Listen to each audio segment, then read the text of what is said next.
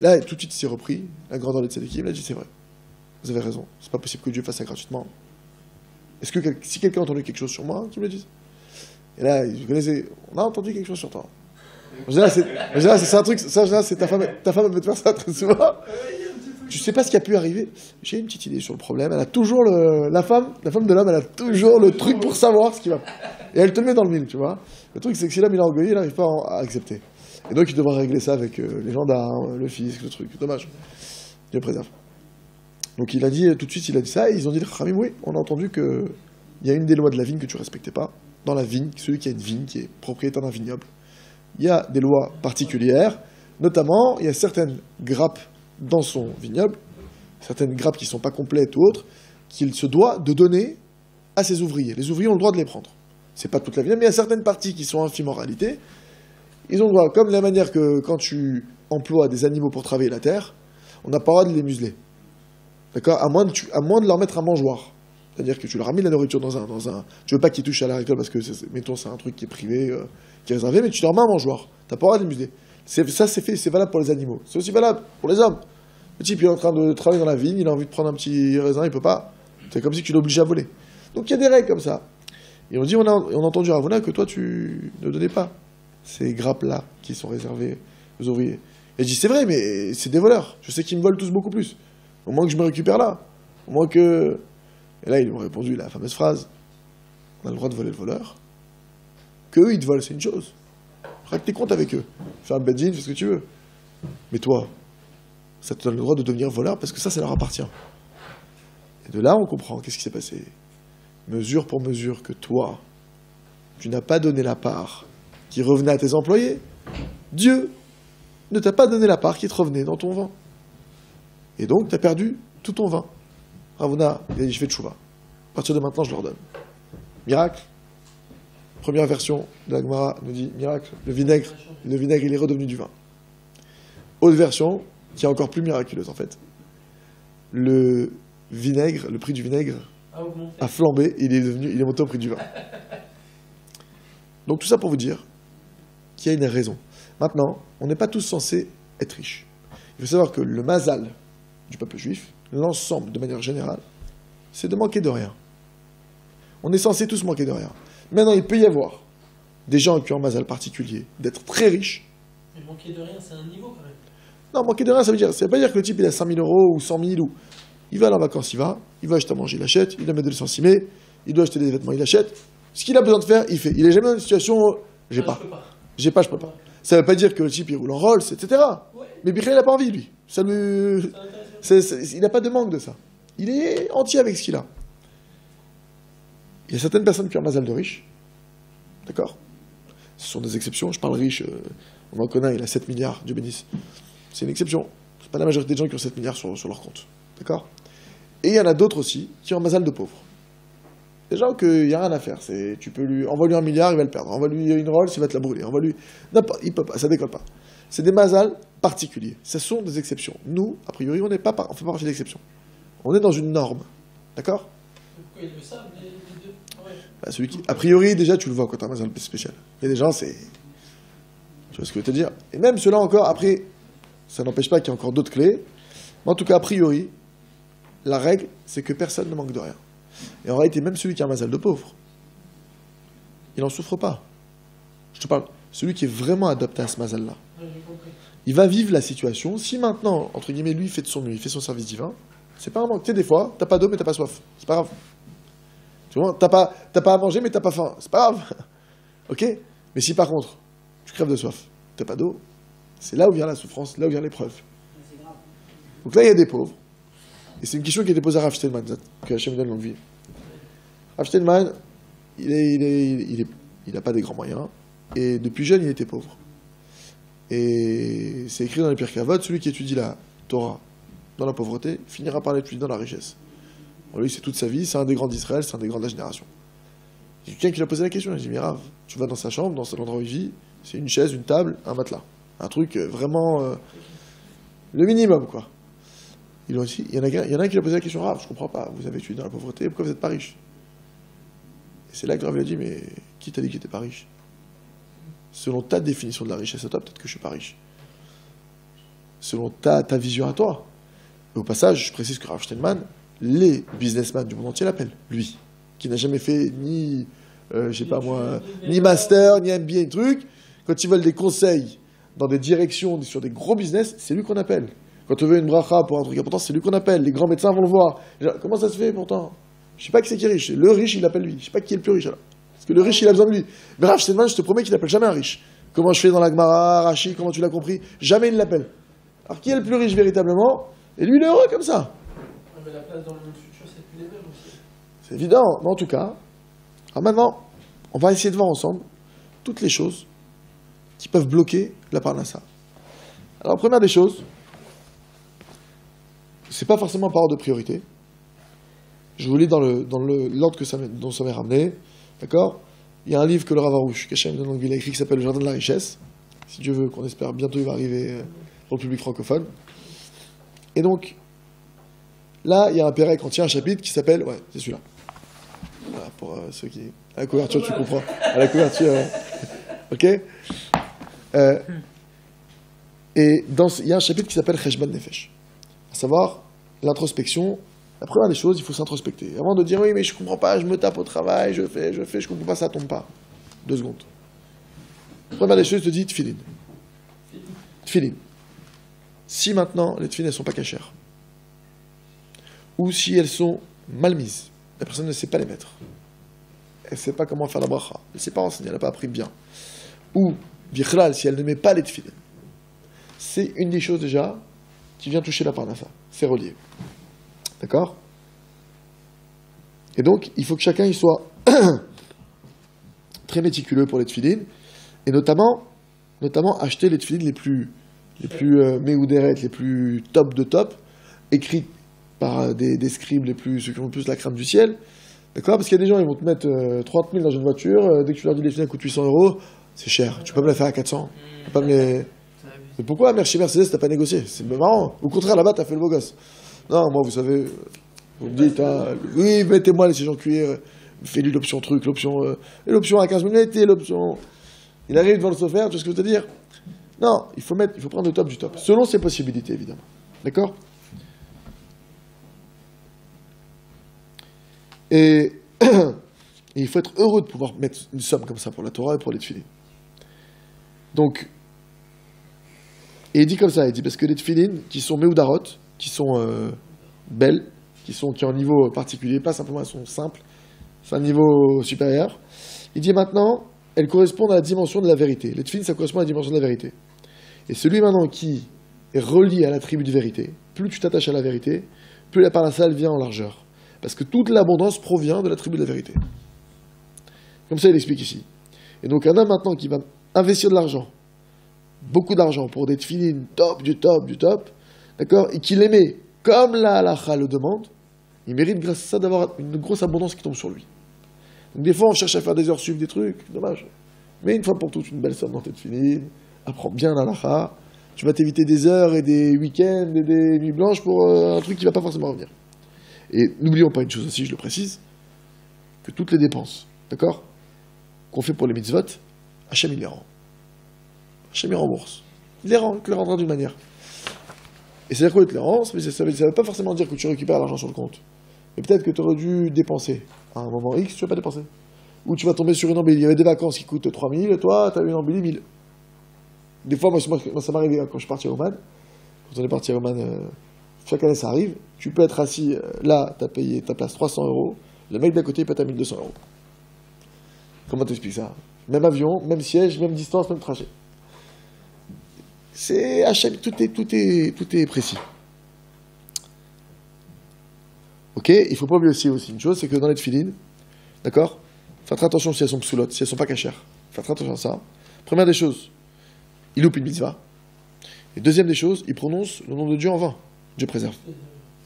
Donc c'est des choses qui, clairement, on le sait, d'accord, et donc ça endommage l'attribut de vérité, et on sait que si t'endommages cet attribut, ça met des problèmes de parnassa. Deuxième point, mezouza. La mezouza. Donc grâce à la mezouza maintenant, d'accord, quand on est méticuleux pour bien la mettre sur les frontons de sa porte, d'accord, quand elle a été écrite par un scribe qui a la crainte du ciel, oui, il faut chercher un bon scribe Il faut pas se prendre, c'est pas une mezouza, non. Qu'est-ce qu'il a écrit? Il faut essayer de faire de son mieux selon ce qu'on connaît. Ou sinon on connaît pas, on cherche quelqu'un qui s'y connaît. D'accord? Qu'elle soit faite comme dans la halacha, etc. De la même manière, qu'elle soit donc sur le côté droit du fronton de la porte, qu'elle soit sur le tiers supérieur. D'accord? Et il dit grâce à ça aussi, ça fait qu'on est sauvé de la pulsion de l'argent. La mise de la mezouza, c'est une des choses qui permet d'être sauvé de ça, de la poursuite sans fin de l'argent. Et grâce à ça, celui qui est pas dans cette poursuite-là, il dit le Rav Ber, il explique que Parnassa, c'est Parnosea. C'est une vache qui voyage. Si tu cours après elle, ça va. Quand est-ce qu'elle vient, la vache, la Parnassa? Il faut l'attendre, il ne faut pas lui faire peur, il faut qu'elle vienne d'elle-même. Et donc, il te dit donc, celui qui n'est pas dans la poursuite de l'argent, grâce à ça, il mérite d'avoir une Parnassa dans la largesse. D'accord? Et une Parnassa cachère, et sans avoir à faire des efforts surhumains. Parce que tu dois gagner, même, admettons, le type qui gagne 100 euros par mois. C'est dur. Mais même les 100 euros, ce qui va faire que tu vas les gagner difficilement, ou facilement, ça dépend de toi. Dieu, il t'a fixé maintenant ta Parnassa. 10 millions, 1 million, ce que tu veux. Il y a des gens qui vont prendre 10 millions dans l'année sur un coup de téléphone. Il y en a d'autres, nuit et jour. Il y en a d'autres, toute une vie. Qu'est-ce qui fait maintenant que je vais devoir me fatiguer ou pas? Ça dépend de tes actions. Ce que tu touches, de toute façon, c'est fixé. Selon tes actions, tu peux faire que l'argent vienne facilement ou difficilement. Et selon certaines actions qu'on ne peut pas avoir maintenant, ça peut augmenter. Et les actions qu'on voit aussi maintenant, c'est que tu peux carrément perdre. Donc la mezouza, pareil. Le type, il s'achète une maison à 300 000, 400 000. Ne viens pas grogner maintenant sur la mezouza.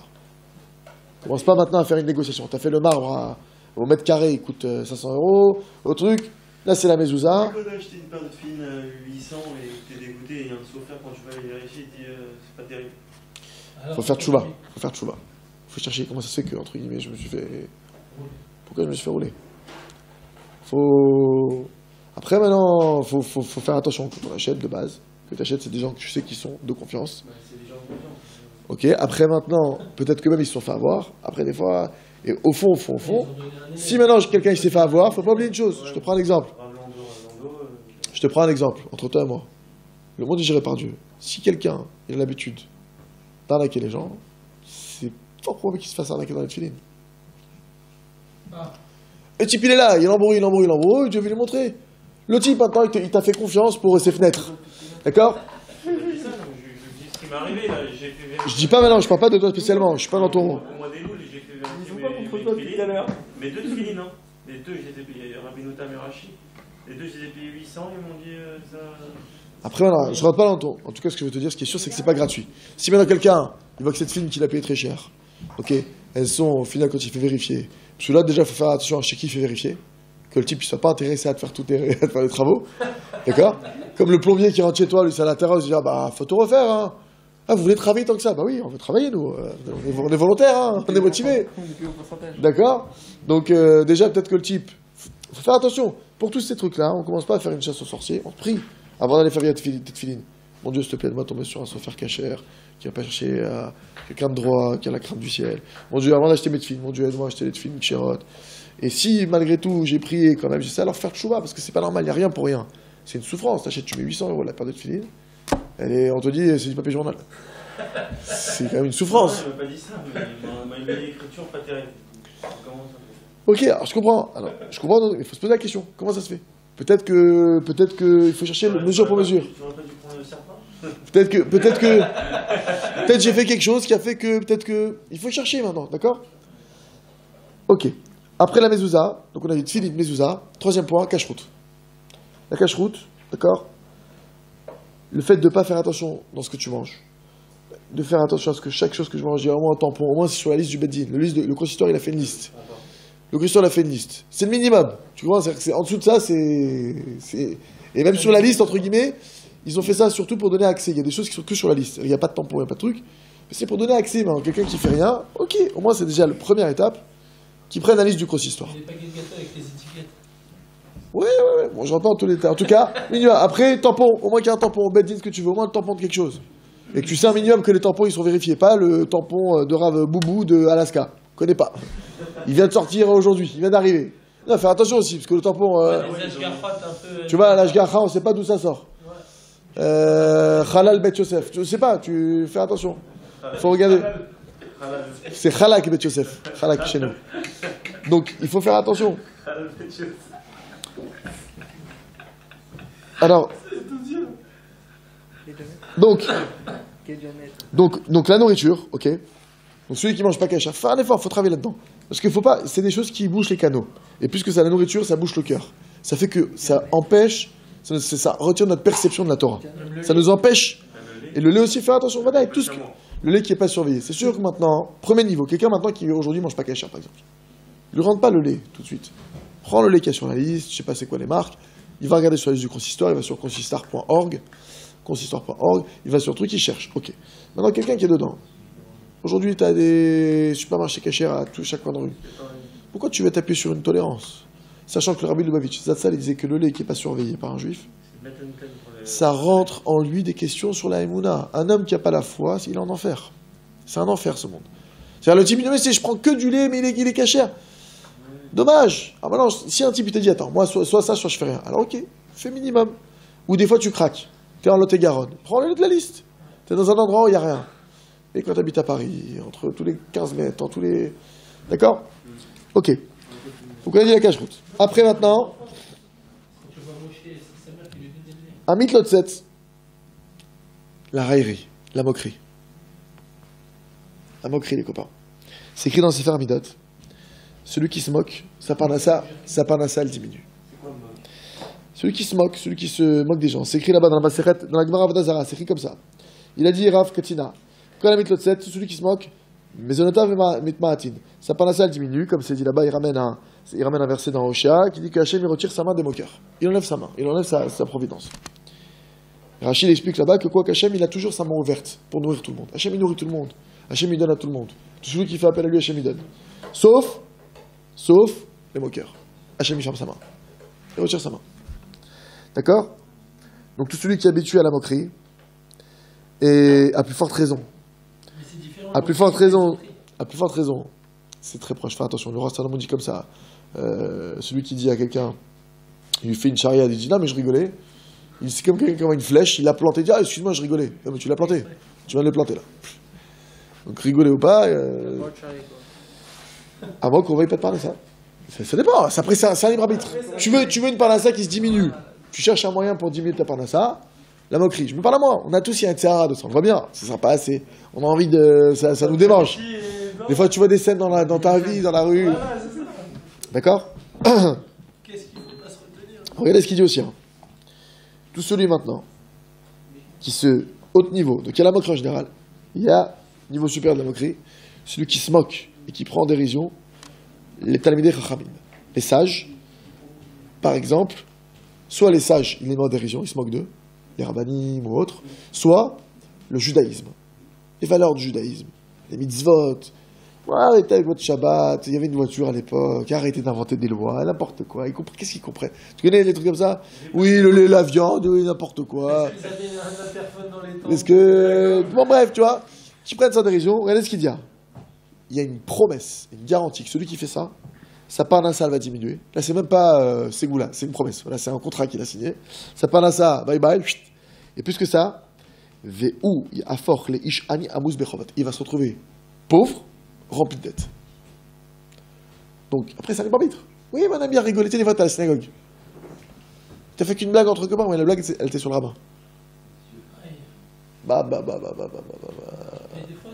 Et le rabbin en train de faire un Dvar Torah, imagine. T'as réussi à faire le Talmid Chacham, la Torah d'un coup. Et après, le type vient de voir, j'en peux plus, trop d'épreuves, trop de... Ouais, mais... Je viens de te moquer de moi. Arrête de te... Chaval. Alors là, c'est un point très important. Autre point, la tristesse. La tristesse, eh ben tu comprends pourquoi l'économie elle est KO, pourquoi là-bas ils sont en dépôt de bilan. La France elle a un genou à terre, le deuxième il n'est pas loin de tomber. Là, parce que vous n'êtes pas au courant de tout, les gens ils veulent pas nous affoler. Mais l'économie en France actuellement, je pense qu'on est au stade en fait où on a fait le saut. On a fait le saut. Alors, tu connais pas le tremplin? On a pris le tremplin. Il y a un moment où tu es dans les airs, tu vois. Et tu dis ah ça va, ils volent et tout. T'as l'impression ils volent, ça tient, ça se maintient. Mais d'un instant à l'autre, on est proche de ça. Ils vont se prendre à qui? Maintenant c'est pas un truc clali, mais c'est-à-dire qu'il y a des trucs il suffit que un ou deux trucs tombent. dans l'échiquier. Ça touche une banque, la banque te fait Merchila. On n'est pas encore chez Shana, mais va dire je viens m'excuser, pourquoi? Votre compte, Yet. Non, vous rigolez, pas la BNP. C'est général. Monsieur, Merchila, portez plainte si vous voulez, on n'a plus rien.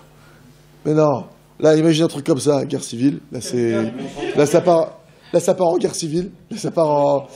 Ça peut. Alors attendez, on n'espère pas. Je suis pas en train de faire une mauvaise profession sur la France. J'espère pas que ça va se passer comme ça. J'espère qu'il se passe que du bien dans le monde et que tout le monde soit bien et que la paix soit dans le monde, etc. Aval, si vous parlez à tous les économistes ou à des gens qui sont au courant, la situation, la santé financière du pays, elle est critique. Ça ne veut pas dire qu'il y a des gens qui ne sont pas touchés. Mais on parle maintenant sur une situation générale, entre la dette qui augmente, entre ci, entre ça, etc. Alors voilà, et donc une des raisons, si vous cherchez une des raisons pourquoi la France est touchée comme ça, 70% des Français consomment des antidépresseurs. C'est un pays qui est quand même bien touché par la tristesse. Ça touche directement le gagne-pain. Pourquoi? Regardez pourquoi. Ça entraîne même les dettes. Donc quelqu'un m'a dit, mais je suis endetté, je comprends pas. Il faut que tu fasses tchouva sur ta tristesse. T'as pleuré à 12 ans pour rien, fais tchouva. À 14 ans, t'as fait une dépression, t'as eu un coup de cœur, elle a pas voulu sortir avec toi, la fille en question. Ça t'a mis triste pendant 2 semaines, fais tchouva. Quoi, à 13 ans, à 14 ans? Ouais, fais tchouva. Fais tchouva. Fais tchouva. S'il y a une mouche dans le Beth Amikdash, c'est qu'il faut faire tchouva. C'est qu'il y a une signification pour la mouche. Ok, alors regardez. Je sais pas ce que j'ai fait, frérot, mais... La tristesse, donc, c'est faire amidot. Elle touche la parnassa. Il y en a qui pensent que quoi? Qu'il n'y a aucun mal à être triste. D'accord? Encore plus quand les personnes elles se disent, c'est pour faire tchouva. Même quand tu fais tchouva, ça sort d'être triste. C'est pas de la tristesse. Regretter, ça ne signifie pas être triste. Au contraire, la tchouva, elle doit être faite dans la joie. Et c'est dans un sentiment de joie tellement puissant et de reconnaissance tellement fort envers Dieu qu'à ce moment-là, tu peux peut-être arriver au vrai regret. Quand tu prends vraiment conscience du bien que l'autre t'a fait, c'est que là, à ce moment-là, que tu peux vraiment prendre conscience, entre guillemets, du dégât que tu as causé. Un type que tu n'as pas la valeur de ce qu'il t'a donné, oh, j'ai fait une petite bêtise, c'est vrai, j'ai mal parlé. Et quand tu prends conscience que le type à qui t'as mal parlé, ça fait 20 ans qu'il est là pour toi, qu'il t'a jamais tourné le dos, tu te dis, oh purée, pas à lui. Là, tu commences à regretter déjà. Mais là, c'est pas de la tristesse. C'est que tu prends conscience tellement Dieu il est bon pour toi, tellement il est bon, tu dis, t'as honte, tu dis, comment j'ai pu faire ça? Comment moi j'ai pu lui tourner le dos avec tout le bien qu'il me fait, avec tout ce qu'il me donne? Et là, t'as ce qu'on appelle le cœur brisé. Cœur brisé, d'un côté, t'es heureux de ce que t'as, tu dis, Dieu, tu vois la beauté de tout ce qu'il te donne. Il me donne à manger, il me fait respirer, il me donne la santé, il m'a donné une femme, des parents, des enfants, de l'argent, de ci, de ça. Mais d'un autre côté, tu dis, mais purée, j'ai créé l'éloignement. Je me suis éloigné de lui, je lui ai tourné le dos, je lui ai fait de la peine, entre guillemets.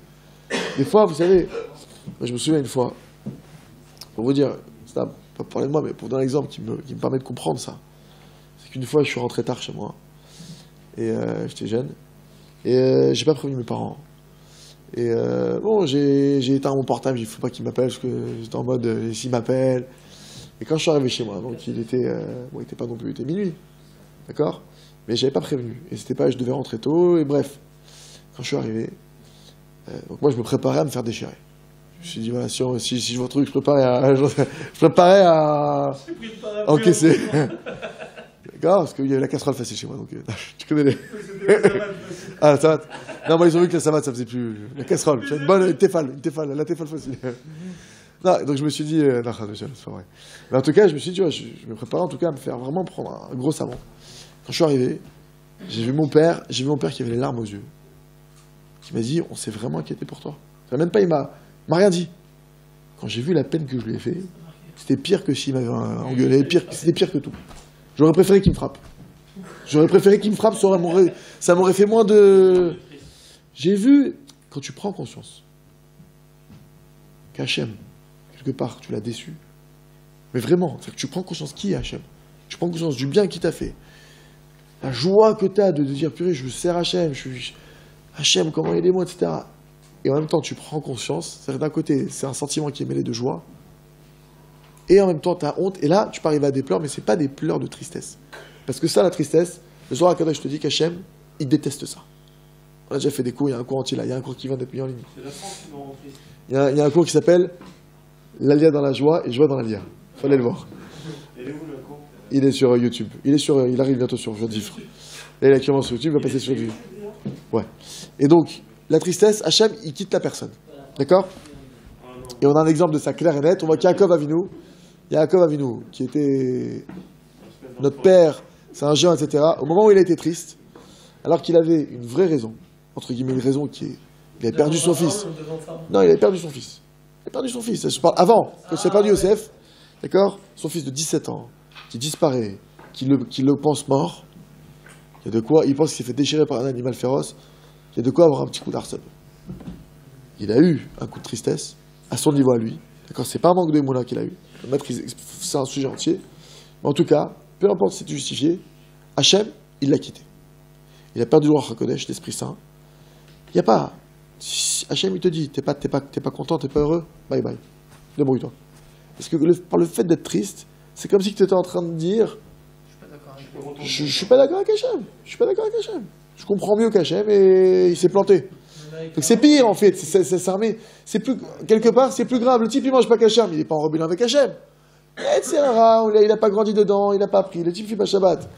Il a du mal, on l'a fait grandir dans la technologie, les téléphones, les trucs. Tu demandes de couper du jour au lendemain, c'est difficile pour lui. Il est drogué de ça. Le type qui est triste.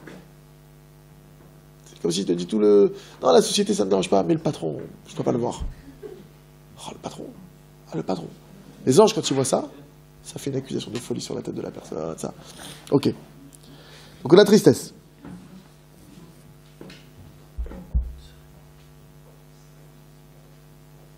Et donc ça entraîne quoi? Ça entraîne les dettes aussi. Ok, autre point. Celui qui fait une avéra pour énerver Hachem. Ah bah c'est comme ça, et ben je m'en fous. Et voilà, je le fais. Et ben voilà, tant pis Hachem, c'est pas grave. Je le fais. Voilà, ben je m'en fous. Voilà, je mange pas Hachem, voilà. Je vais me faire un kiff. Parce que c'est un type qui m'a dit j'attends. Moi je connais un type. Miskin. J'espère que Hachem il a aidé à faire tchouva. Il m'a dit un jour, j'attends Kippour avec impatience pour le transgresser. Il m'a dit j'attends Kippour avec impatience pour le transgresser. Il va avoir la haine de quelque chose. Ok, mais le fait est que maintenant, une transgression faite pour énerver, ça entraîne, regardez bien ce que ça entraîne. Et vous allez comprendre, ça entraîne une pauvreté, mais une pauvreté spéciale. Laquelle? Ça entraîne une pauvreté que quoi? Que il arrive au point, d'accord, qu'il n'a même pas de pain. C'est-à-dire que c'est pas une pauvreté des petites galères financières. Non, le pain, le lait, les trucs, je te parle, élémentaires. Il est en gros, imaginez le degré de pauvreté. Et cerise sur le gâteau, les gens ils croient pas qu'il est en galère. Il va demander de l'aide à des gens, les gens ils croient pas qu'il est en galère. Arrête, on te connaît, toi, arrête tout le temps à te plaindre. Allez, t'as des millions cachés, toi. Ils te croient pas, ou pire que ça, tu le vois, ils trouvent pas grâce aux yeux des gens. Oh, j'en peux plus, arrête de venir, viens plus me voir. Il exaspère les gens. Il y a des gens, ils trouvent grâce. Il y a des mecs qui viennent me voir, il y a des gens, ils trouvent grâce aux yeux d'Hachem. Il y a des gens, ils trouvent pas grâce. Je préserve. Il y a des gens, tu les vois, tu as envie de les aider. Tu coupes pas la mienne, je vais te... Tu vois. Et il y en a un, maintenant en tout cas, lui il te dit clairement, lui il te dit quoi? Il te dit que celui maintenant, donc qui a fait ça pour énerver Hachem, on le croit pas. On ne le croit pas. Il n'est pas crédible dans son problème, et donc les gens ne veulent pas l'aider. Donc il faut juste qu'il fasse... S'il y en a un qui m'entend, voilà, c'est tout. Baruch Hachem, c'est magnifique. Cherche. Peut-être t'as fait dans ta vie, une fois, t'as fait une avéra pour énerver. Même tu l'as peut-être pas fait, t'avais pas conscience, mais tu l'as fait quand même. Je mange du pain. Fais tchouva. Par exemple, le type, tu l'as dit, non, mais c'est Pessah aujourd'hui. Vous arrêtez, je m'en fous. Ben voilà, je mange du pain. Voilà, qu'il y a un problème, et après, je mange du pain. Ah, il raval. Je le revois 6 mois après. J'ai tout perdu, ma femme elle est partie, le truc. T'as voulu manger du pain? T'as voulu. Dieu préserve. Ok. Autre point. Si un homme, il juge pas son prochain positivement, les kavzerut, sa parnassa, elle diminue. C'est un des fondements du judaïsme, dans la foi. Que quoi? Hachem Yitbarach, d'accord? Hachem, il juge mesure pour mesure, comme on l'a dit. D'accord? C'est pourquoi, quand un homme, il juge les gens du bon côté, qu'est-ce qui se passe? Alors, Mina Shamaim du ciel, on va te juger du bon côté. Ça veut dire quoi? Même si tu ne mérites pas, forcément, tu as fait des erreurs, tu as fait des choses. Bon, tu t'efforces de bien juger les autres, on va bien juger aussi, elle est quand même, on lui donne de l'argent, quand même on va l'aider. On laisse pas en galère. Par contre, celui qui juge du mauvais côté, mais non, c'est pas vrai, je te dis qu'il veut, c'est un mec comme ça, il veut ça, un truc. Alors là aussi on va juger comme ça. Et ton dossier, quand il va être dessus, on va le faire pencher du mauvais côté. On va pas dire oui mais le pauvre, il a des enfants. On va accélérer. Et donc, la parnassa, elle diminue. Comme c'est écrit dans Sefer Midot, la parnassa d'un homme, elle diminue quand il ne juge pas un homme du bon côté. C'est écrit explicitement, Rabbi Nachman le dit. Après, il y a 4 choses que la Gemara elle ramène. Même si on voit des choses pas bien, on doit juger du bon côté. Alors, ça c'est ce que ta question qui vient d'être posée. Même si je vois des choses pas bien, je dois juger du bon côté. Je vais répondre très brièvement, mais c'est un dossier. Ça dépend qui est la personne. Si la personne, c'est quelqu'un, c'est un tzaddik reconnu. Alors, quelqu'un, on sait qu'il y a la crainte du ciel reconnue. Un tzaddik, un rave, quelqu'un que tu sais que lui, non, c'est un saint, un type. Non seulement tu n'as pas le droit de mal le juger. Par exemple, tu le vois à Pizza Pino, assis, on lui sert un verre de vin. Tu passes devant la scène. Tu es obligé de dire que le vin il est mévouchal. Tu es obligé, d'après la loi. Ouais, même tu le vois. Tu es obligé.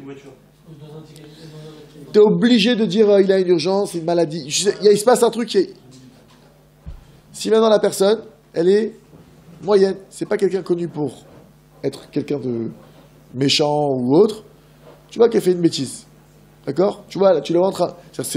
Évidemment, tu vois une situation qui porte à confusion. Ok? C'est pas, tu sais que c'est du porc, il mange du porc. Et même là encore, tu pourrais essayer de. Tu dois essayer de. Quand c'est quelqu'un de moyen, tu dois tout faire pour faire pencher du bon côté. Oui, mais peut-être que le type, tu sais pas, peut-être qu'il a un flingue sous la table, il l'oblige, peut-être qu'ils ont kidnappé quelqu'un. On sait pas. Tu dois rester, ou même à la rigueur, dire, écoute, on sait pas. On sait pas, on n'est pas à la place des gens. Par contre, si c'est quelqu'un qui est connu, comme quelqu'un, entre guillemets, de mécréant, le type, c'est un renégat connu, avéré, bon, il n'y a pas une obligation de bien le juger là, à ce moment-là. Par contre, quand je dis bien le juger, ça veut dire quoi? Il n'y a pas d'obligation de dire, bon, il mange du porc, mais. Non, il mange du porc, il fait pas Shabbat. C'est pas la peine de chercher à dire oui, mais il fait pas. Par contre, ce que tu dois faire, c'est bien que tu vois quelque chose chez lui de défectueux, tu dois chercher le bien. Ok, il fait pas Shabbat, mais il a déjà dû faire tzedaka, ce type-là. Il a dû mettre tzedaka dans sa vie. Il a déjà dû embrasser Sefer Torah. Tu t'arrêtes pas à ça. Et Rabbi Nachman t'enseigne, ça c'est un autre enseignement, si Dieu peut-être qu'un jour on le fera complètement, comme ça, par le fait que tu penses du bien sur la personne, tu lui permets de faire tchouva. Et le fait de rester sur du négatif, tu l'enfermes, tu le verrouilles, et Dieu préserve, on peut rendre des comptes qu'à cause de nous, il y a des gens qui ne font pas de tchouva, parce que j'ai pas fait l'effort de chercher le bien en eux. Ok. Et donc, maintenant on a dit 4 points. La Gemara te dit comme ça dans la Gemara dans Souka. Il y a 4 points pour lesquels un homme, sa parnassa elle est touchée. Première des choses, Kovché Srar Sachir. C'est quoi? Un homme, d'après la Torah, il est obligé de payer celui qui travaille pour lui en temps et en heure. D'accord? Et celui maintenant qui retient l'argent de la personne et qui tarde à le payer, d'accord, ne serait-ce que d'un jour, un jour, il transgresse l'interdit de l'otaline. Tu ne feras pas passer la nuit à l'argent, tu ne dois pas dépasser la nuit. Et ça, donc, c'est le fait de retenir le salaire. Première des choses, de retarder le salaire, ça, c'est assourd. Et ça, puisque tu retiens le salaire des autres, tu le retardes, alors ça entraîne mesure pour mesure qu'on retarde, que ça fait des problèmes de parnassa. Deuxième chose, Oshke Srar Sachir, c'est quoi? Quand quelqu'un, il ne paye pas son employé. Il ne paye pas. Attention, qu'est-ce qu'il va lui dire? Par exemple, un type, il embauche quelqu'un pour faire des travaux chez lui, il décide, il dit non, t'as mal fait les travaux, je paye pas. Il y a des malfaçons, je paye pas. On ne dit pas que, alors quoi, alors je vais me faire laquer? Non, va voir un dayan, va voir un juge, va voir un rave, va voir quelqu'un qui va trancher. Si maintenant c'est quelqu'un qui irait pas devant un bedin, alors il y a des tribunaux. Tu dois appeler ton rave, qu'est-ce que je fais dans ce cas-là? C'est pas tu décides, par ton initiative, de lui retirer l'argent. Quand bien même, admettons le type, il t'a fait une arnaque. Tu vas voir le rave, c'est la Torah qui tranche. Ton rave, il te dit quoi faire. Tu suis. Si tu suis, c'est bon. Si maintenant tu fais de toi-même, là maintenant, quand bien même tu aurais raison, par le fait que tu as agi par toi-même, regarde de parler à ça.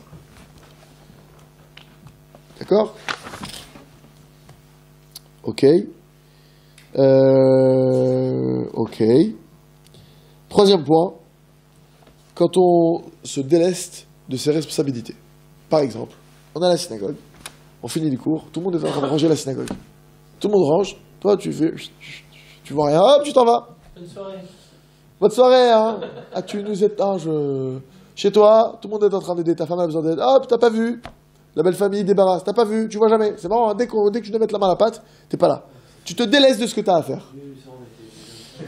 Tu te délaisses de tes obligations, d'accord? Par exemple, tu vis en colocation, faut que t'es obligé de, parce que c'est pas tout le temps au même. Tu sais, il y a des gens, c'est tout le temps les mêmes qui font. Eh ben, il faut savoir, d'accord?